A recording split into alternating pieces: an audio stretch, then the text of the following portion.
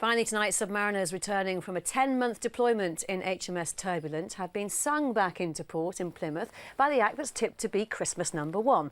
The 130 sailors who make up the last unit to return from operations in Libya were greeted at sea by several of the military wives choir, and for one crew member it meant a surprise reunion.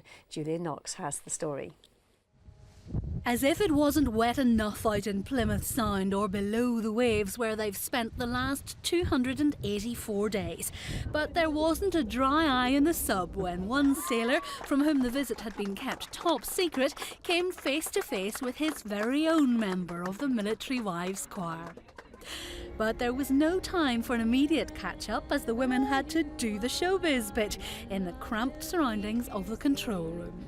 My heart will build a bridge of light across both time and space. Most of the Wives and Girlfriends partners are based at Chivener and Plymouth. They served as part of 3 Commando Brigade in Afghanistan earlier in the year, so they're already home and they're not submariners. That's why it was with trepidation that the girls cross-decked and braced themselves against the swell to pop down the hatch in a very unfamiliar environment. They were all given dolphin's wings, the insignia of the submarine service, to mark their time in Turbulent, which was full of emotion. I managed to sing without crying, although it was a bit hard. I nearly died halfway through the solo bit trying not to cry, but I did just about manage it.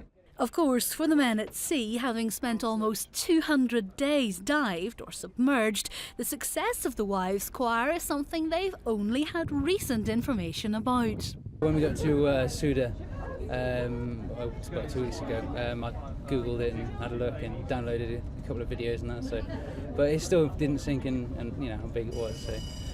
So, it's really impressive. Really, absolutely amazed. I don't think I've ever been so proud of anybody before in my life. Well, it's an amazing welcome to come back to the UK after so long away, and then have the Military Wives Choir come down and sing on board has been fantastic. But I think the most important bit is seeing Tori and her husband Tim see each other, and I think for many of us that are going to see our families for the first time, we're looking forward to that moment too. The single, Wherever You Are, will be released on Monday, but online pre-orders have broken records already, and if they do get the coveted Christmas #1, it'll mean even more is raised for the Royal British Legion and SAFA Forces Help, charities chosen by the choristers themselves. Julie Knox, Forces News.